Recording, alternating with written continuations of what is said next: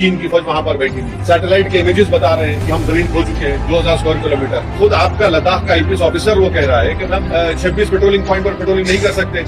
आप याद रखिए कि अगर इसी तरह सिलसिला चलता रहेगा तो कहीं खुदा ना खास्ता हम सियाचिन को भी ना खो दें। जब कभी भी हमारा कोई पार्लियामेंट में भाषण होता है या कोई हमारा कोई इंपॉर्टेंट स्पीच होती है तो फौरन ये लोग आकर पत्थर मारते हैं। तो ये तो सिलसिला चल रहा है, एक तरफ मुसलमान को बुलडोजर कर रहा है और एक सांसद के घर में पत्थर गिर रहे हैं। इसके पीछे उन लोगों का हाथ है जिन्होंने वर्दी पहनकर आतंकवाद के मुजाहरे की ट्रेन में। इसके पीछे उन लोगों का हाथ है जो मॉब लिंचिंग करते हैं मुसलमानों की।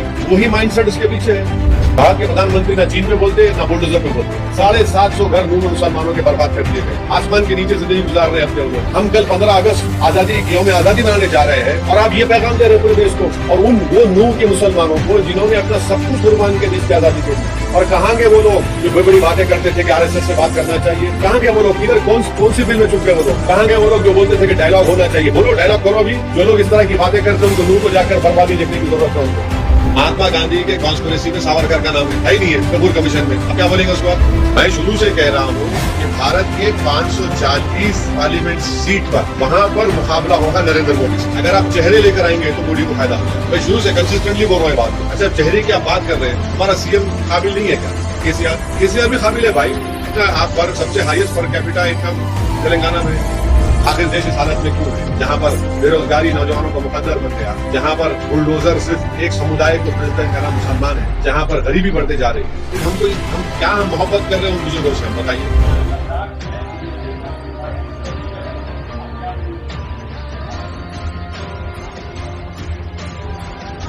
देखिए, जितनी भी बातचीत हो रही है ना, ये इस बात को जाहिर कर रही है कि हमारे मुल्क के प्रधानमंत्री वजीर आजम ने इस देश को सच्चाई बयान नहीं की।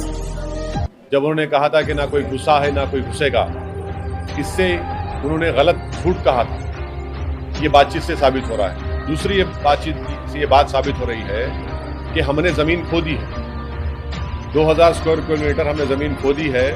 और खुद जो प्रधानमंत्री ने डीजीपी कॉन्फ्रेंस में लद्दाख के एक आईपीएस ऑफिसर ने कहा था कि 65 में से 26 पेट्रोलिंग पॉइंट पर हम नहीं जा पा रहे हैं। चौथी बातचीत ये है कि ये बातचीत से क्या 2020 में जो भारत की सेना का उस जमीन पर कब्जा था, जो हमारी जमीन है, वो बहाल होगा? वो नहीं मालूम। पांचवी बात यह है कि 2017 में यही मोदी सरकार ने डोकलाम में के ताल्लुक से कहा था कि यहाँ से चीन की फौज चले गई। आज भी चीन की फौज वहां पर बैठी हुई। तो मुझे इस बात का खदशा और डर है कि अगर मोदी सरकार चीन से कोई ऐसा एग्रीमेंट ना कर ले जिस तरह उन्होंने डोकलाम में कहा था।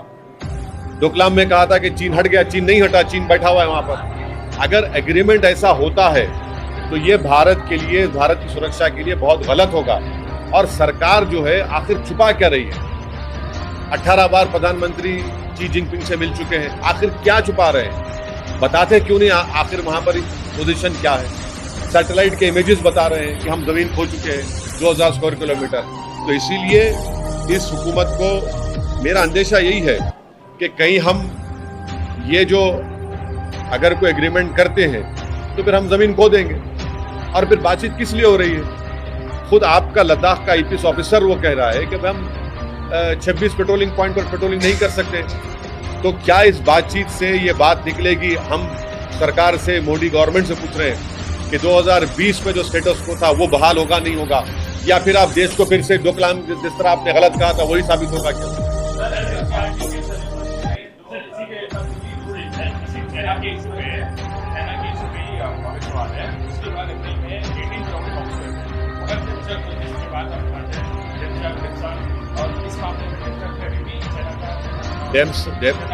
डेप्सांग डेमचाक में आज भी चीन की फौज बैठी हुई है।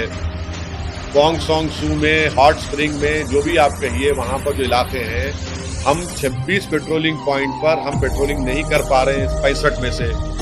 तीसरा, इस सरकार ने चीन को बफर जोन बनाने की इजाजत दे दी हमारे ही जगह पर। यही चीजें हैं। और फिर देश के प्रधानमंत्री जब प्रधानमंत्री नहीं थे 2013 में ये कहा था कि समस्या बॉर्डर में नहीं दिल्ली में है। तो अब क्या 7 लोक कल्याण मार्ग में समस्या है? उस वक्त नरेंद्र मोदी ने कहा था कि अगर हम अपनी जमीन पर हैं तो डिसएंगेजमेंट किस बात का? तो फिर क्यों डिसएंगेजमेंट कर रहे हैं? क्यों डिसएंगेजमेंट कर रहे हैं? और बताते क्यों नहीं देश को? हम तो पार्लियामेंट में खड़े होकर पूछ रहे हैं कि बताइए, आप बोलना नहीं चाह रहे? क्या शी जिनपिंग की दोस्ती इतनी ज्यादा है कि कुछ नहीं बोलना चाह रहे प्रधानमंत्री? आप याद रखिए कि अगर इसी तरह सिलसिला चलता रहेगा तो कहीं खुदा ना खास्ता हम सियासत को भी ना खो दें। डिसएंगेजमेंट होगा, डी इंडक्शन कब होगा बताइए? कोई बता ही नहीं रहा है सरकार की तरफ से। चीन पर मुंह नहीं खोला जाता। नो कॉन्फिडेंस मोशन में भी हमने भी उठाया और दीगर सांसदों ने उठाया, सरकार चुप्पी बनी बैठी है, खामोश बैठी हुई है, बोल नहीं रही है। ये जो बातचीत आप कर रहे हैं, इससे क्या 2020 का मौका बहाल होगा? मुझे अंदेशा इस बात का है कि सरकार को एग्रीमेंट करके बोल देगी एग्रीमेंट हो गया और हम अपनी जमीन को खो देंगे। इस तरह डोकलाम में कहा था एग्रीमेंट होगा। डोकलाम से चीन बैठा हुआ है आज भी, वहां पर बफर जोन बना हुआ है। डेप्सांग डेमचाक में तो हम जा ही नहीं पा रहे हैं, तो स्ट्रेटेजिकली हमारे लिए बहुत इंपॉर्टेंट एरिया है हमारे लिए।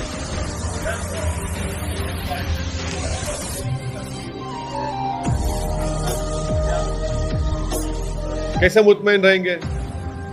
आप भारत की जो हिस्ट्री है उसको आप निकाल रहे हैं, आप पढ़ाना नहीं चाह रहे।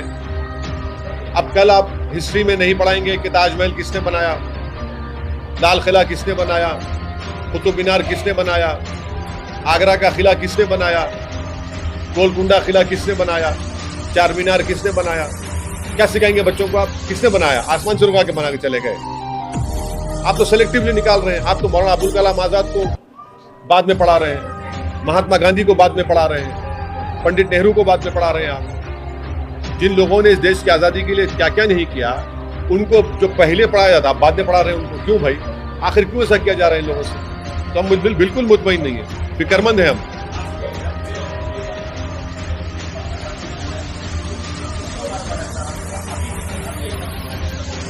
ऐसा है देखिए कि एक तरफ नू में मुसलमानों के 750 इमारतों को बुलडोजर के जरिए तोड़ दिया गया, जिसमें उनके घर भी थे, मेडिकल शॉप भी थे, झोपड़ियां भी थे।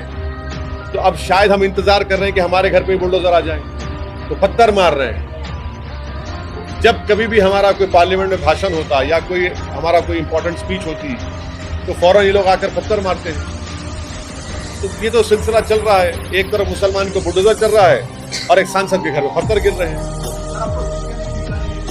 मेरे को एक SMS के जरिए किसी ने धमकी दी थी, तो मैंने 5 दिन पहले कंसर्न इंस्पेक्टर को लेटर लिखकर ये बताया, वो टेलीफोन नंबर भी दिया और वो जो मैसेज आया वो भी दिया। वो मेरे से आके पूछते कि सर आप लेटर लिख कर दीजिए कि आपका जो CDR है हम निकालें। मतलब CDR को निकालेंगे? मेरा राइट टू प्राइवेसी का इशू है। मैं आपको दे रहा हूँ कि इस नंबर पर आया है, मैं आपको फोटो दे रहा हूँ, मैसेज क्या दे रहा हूँ, देखिए उस पर एक्शन लीजिए। मैं जो कह रहा हूँ ना कि बीजेपी के 9 साल में एक इनसिक्योरिटी का माहौल इन्होंने पैदा किया है, फिरका परस्ती के माहौल को बढ़ावा दिया है। जो बात मैंने पार्लियामेंट में कही थी वो आपसे कह रहा हूँ, यही तो उसकी मिसाल है। एक 4 मरतबा का सांसद हूँ मैं, और हर थोड़े दिन को मेरे पत्थर फेंके जाते, घर पर शीशे तोड़े जाते।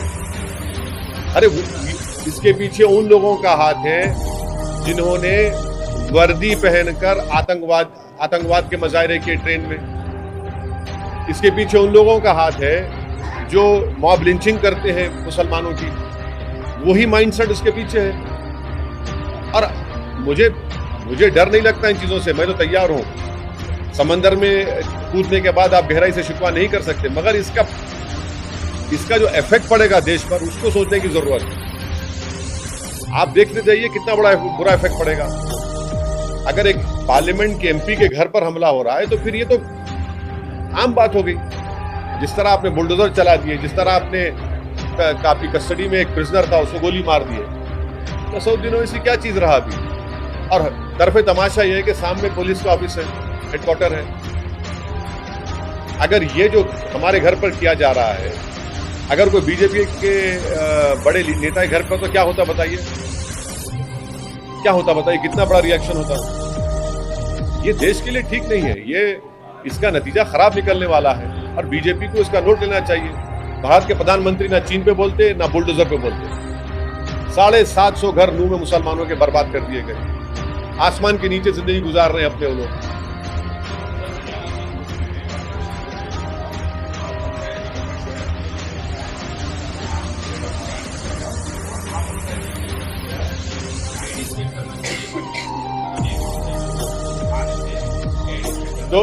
मैं आपसे कह रहा हूं कि ये जो बातें की जा रही है ना, ये बातें अगर आप हिस्ट्री में जाएंगे तो 1933 में उस वक्त की जर्मनी की याद दिलाती है, जब यहूदियों को, जूस को कहा गया था कि आपके आइडेंटिफिकेशन के लिए आप अपने हाथ पर स्टार ऑफ डेविड पहनिए।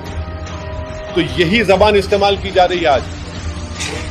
फर्क इतना है कि वो यहूदी थे, आज यहां पर मुसलमान हैं। अब सिर्फ इस देश में क्रिस्टलनाक मूवमेंट होना बाकी है, और उसके बाद तो फिर जो तारीख में यहूदियों से हुआ था, जूस से, वो भारत के मुसलमानों से होने जाएगा। कैसे देखिए, कैसे एक लोकतंत्र देश में इस तरह की बात की जा रही है, जहां पर बीजेपी की सरकार है, कि इनका आइडेंटिफिकेशन चेक किया जाए, इनका सोशल बायकॉट हो, और दूसरे लोगों को हथियार दिया जाए, एक डिस्ट्रिक्ट को खत्म कर दिया जाए। ये क्या बातें हैं? ये तो एथनिक क्लेंसिंग की बातें हैं। ये तो याद दिलाता है बोस्निया की, यही याद दिलाता है। हम कल 15 अगस्त आजादी, यौम आजादी मनाने जा रहे हैं, और आप ये पैगाम दे रहे हैं पूरे देश को, और वो नूह के मुसलमानों को जिन्होंने अपना सब कुछ कुर्बान किया देश की आजादी के लिए। महात्मा गांधी वहां पर जाकर नूह के मुसलमानों से कहा था कि तुम मत जाओ पाकिस्तान को। अब ये महात्मा गांधी को याद कर रहे हैं, इस तरह से याद कर रहे हैं आप। ठीक है, हिंसा हुई, हम उसका कंडेम करते हैं, मगर आप एक पूरी कम्युनिटी को कलेक्टिव पनिशमेंट दे रहे हैं। कहां गया प्रधानमंत्री का सबका साथ, सबका विकास, सबका विश्वास? और कहां गए वो लोग जो बड़ी बड़ी बातें करते थे कि आरएसएस से बात करना चाहिए? कहां गए वो लोग? किधर, कौन सी बिल में छुप गए वो लोग? कहां गए वो लोग जो बोलते थे कि डायलॉग होना चाहिए? बोलो, डायलॉग करो। अभी जो लोग इस तरह की बातें करते हैं, उनको नूह को जाकर बर्बादी देखने की जरूरत है। उनको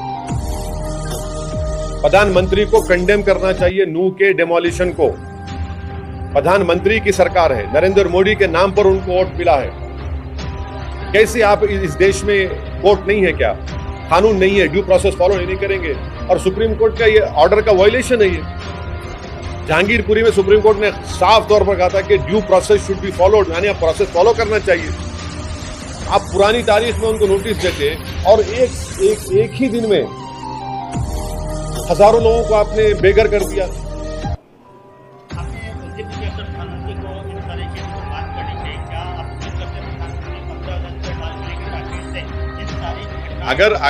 अगर प्रधानमंत्री को भारत के मुसलमानों से थोड़ी सी मोहब्बत होगी, तो देश के प्रधानमंत्री से मैं उम्मीद करता हूं कि क्योंकि वो हमारे देश के प्रधानमंत्री है, वो कल लाल किले से ये जो टारगेटेड वायलेंस किया जा रहा है उसको कंडेम करेंगे।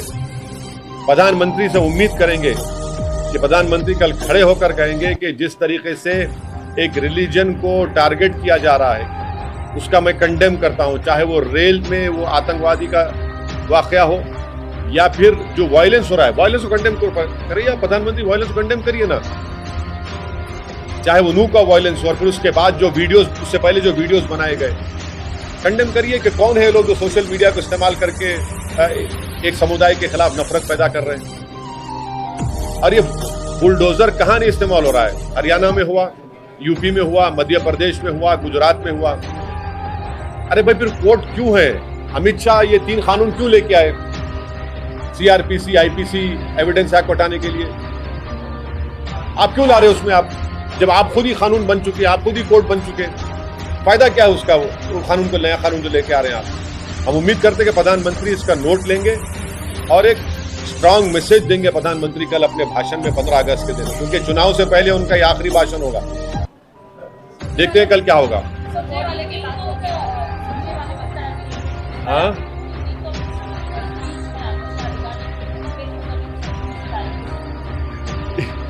well, if you remove sedition, then the sedition has to go completely. It cannot come back in other name. How can, if I tomorrow protest on the street, how can that be equated with terrorism? So there are so many sections, there are numerous sections which needs to be examined, which our party is examining it, and after some time we'll be giving our opinion in a written representation form to the Honorable Home Minister for him to consider and to bring appropriate changes in that. So you have to give me some time. We are working on it. क्या कहूँ मैं? कांग्रेस के spokesperson, Congress का जवाब देंगे, मैं कहाँ दूंगा? हाँ,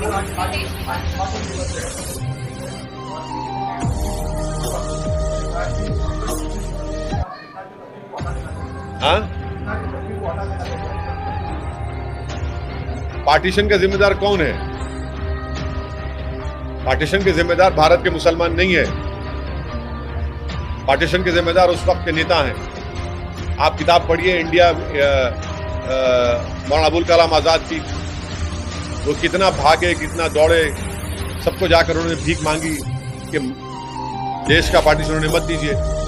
ये गैर जरूरी के मुसलमानों को बदनाम किया था कि हम मुसलमान जिम्मेदार है, हम नहीं है जिम्मेदार पार्टीशन के। सुनिए, उस वक्त कितने मुसलमानों को वोट डालने का इख्तियार था?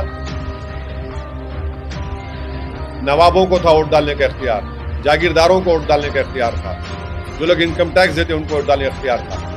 क्या हर मुसलमान को यूनिवर्सल सफरेज का था? नहीं था।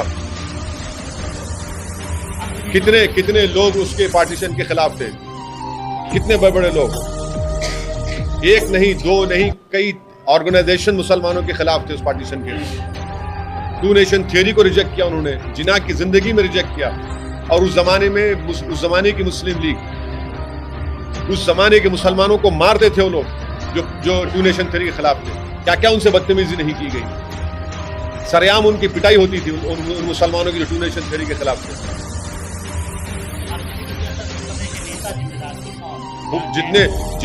जितने भी उस जमाने के, मैं किसी का नाम लेना चाहता हूं, जितने भी जो थे उस जमाने के, वो जिम्मेदार हैं।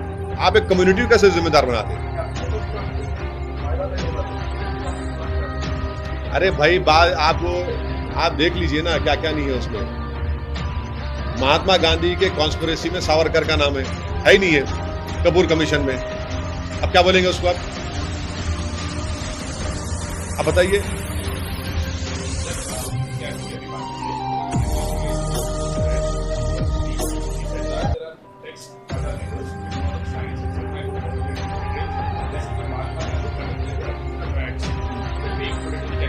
That is their state, that the state is doing very good. अच्छा कर रहे ना वो, केरला कर रही सरकार। अब उन्हें कर रहे हैं, बिल्कुल सिखाना चाहिए, बताना चाहिए। हिस्ट्री को टोटली सिखाइए आप। बिल्कुल उनको गौर करना चाहिए उसको। हाँ, बिल्कुल गौर करना चाहिए, बिल्कुल उनको कंसिडर करना चाहिए उसको। आप महात्मा गांधी को नहीं सिखाएंगे तो फादर ऑफ नेशन क्यों बोलेंगे उनको? आप बताइए मेरे को। 2002 एक जेनोसाइड था, फैक्ट है, उसको नहीं पढ़ाएंगे आप? मौलाना अबुल कलाम आजाद इस देश के सबसे पहले एजुकेशन मिनिस्टर थे। उनकी लीडरशिप में क्या क्या नए प्रीमियर इंस्टीट्यूट बने, आप उनको नहीं पढ़ाएंगे?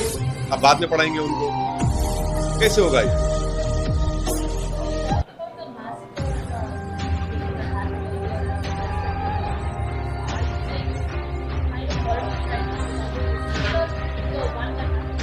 Yes, it is very similar. If someone says that check the identity of Muslims, if someone says do social boycott of Muslims, and it is being said by all these people who are very close to BJP, and in fact the Delhi BJP MP had called openly on record that people should not buy products from Muslims.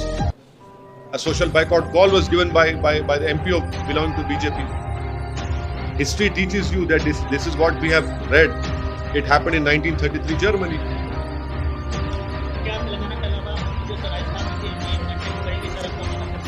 अभी तो time है ना, अभी time है।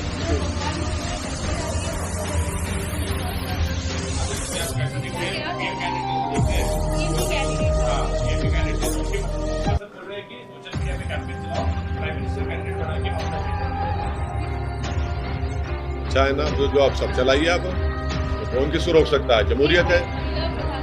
हाँ, नहीं बिल्कुल है, आप कर लीजिए, आपको जो करना है करिए, आप सब कर सकते हैं, आप सब कर सकते हैं। कौन रोक रहा है आपको?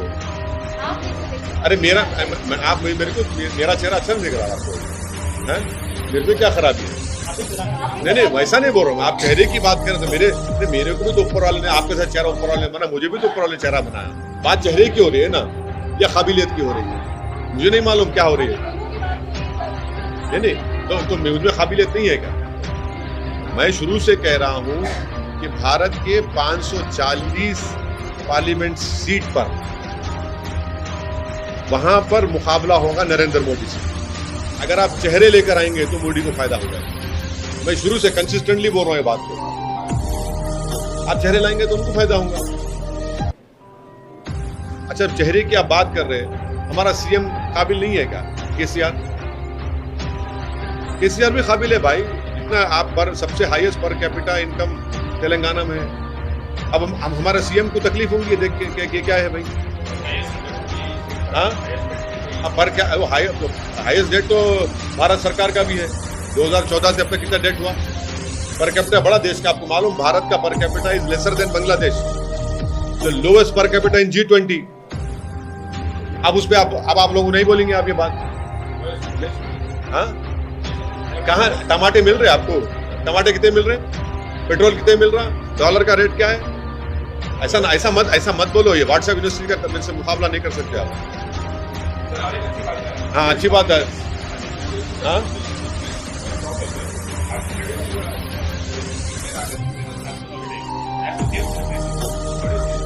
अच्छा है ना, क्या बात है, अच्छी चीज है, अच्छा है। 15 अगस्त को मना रहे हैं तो क्या है, उसकी बुरी बात क्या है? भारत की आजादी का दिन है, यौम आजादी है, और इस आजादी की लड़ाई में कोई संघ परिवार का रोल नहीं था। एक बात समझिए आप, बात नहीं था उसमें, कोई रोल नहीं था। वो लाख बोल ले, कोई रोल नहीं था उनका। अब आप लोग चलाएंगे नहीं मालूम, और बिल्कुल रोल नहीं था उनका। अंडमान निकोबार में आप देख लीजिए, सबसे पहला जो खैदी गया हैदराबाद का मौलवी इस्माइल, यहां से मक्का मस्जिद से जुलूस निकाले थे आपके प्रेसिडेंट वुमेन्स कॉलेज तक। जुम्मे की नमाज के बाद जुलूस निकला, पकड़े गए, और पहला खैदी वहां पर गया मौलवी इस्माइल।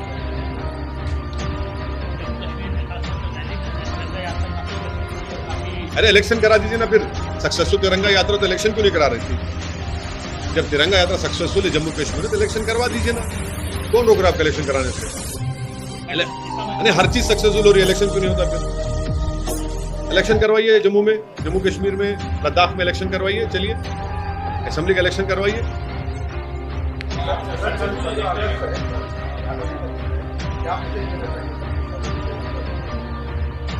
हमने, हमारे बुजुर्गों ने अंग्रेजों से 200 साल इस मुल्क की आजादी की लड़ाई लड़ी। अंग्रेजों के 200 साल की गुलामी थी। 200 साल हमारे बुजुर्गों ने उनके खिलाफ लड़ा, अपना सब कुछ कुर्बान किया, जाने दे दी, अपना घर बार लुट गया, औलाद की कुर्बानी दी, और इस एक ख्वाब और इस उम्मीद पर कि जब देश आजाद होगा तो यहाँ पर हर समुदाय को उसका जायज मुकाम मिलेगा। और इसीलिए हमारे बुजुर्गों ने संविधान को बनाया। मगर क्या हम ये 15 अगस्त हम तमाम को एक मौका देता है कि हम इंट्रोस्पेक्ट करें, महासिबा करें, अपने गिरेबान में झांक कर देखें कि हमने उन बुजुर्गों की कितनी कुर्बानियों की लाज रखी। हमने एक जलियांवाला बाग में जान देने वालों की उनकी कुर्बानियों को आज हमने जिंदा रखा या उनको खो दिया उसको। जो जेलों में काला पानी की सजा हमारे बुजुर्ग काटे, क्या हम उसकी सजा को, उनकी तकालीफ को याद रखते हैं? अगर याद रखते हैं तो फिर देश आज हालत में क्यों है? आखिर देश इस हालत में क्यों है जहां पर बेरोजगारी नौजवानों का मुकद्दर बन गया, जहां पर बुलडोजर सिर्फ एक समुदाय को खरीदता है जिनका नाम मुसलमान है, जहां पर गरीबी बढ़ते जा रही है? फिर हम क्या मोहब्बत कर रहे हैं उन बुजुर्गों से? हम बताइए। हमारा तो पैगाम यही होना चाहिए। क्या हम समझ रहे हैं कि जो तिरंगा हमको मिला ऐसे ही मिल गया हमको? उस तिरंगे में बनाने में, उस तिरंगे को लहराने में कितने लोगों ने कुर्बानियां दी? एक नहीं, दो नहीं, हजारों नहीं, लाखों थे उसमें। यही हमको समझने की जरूरत है आज।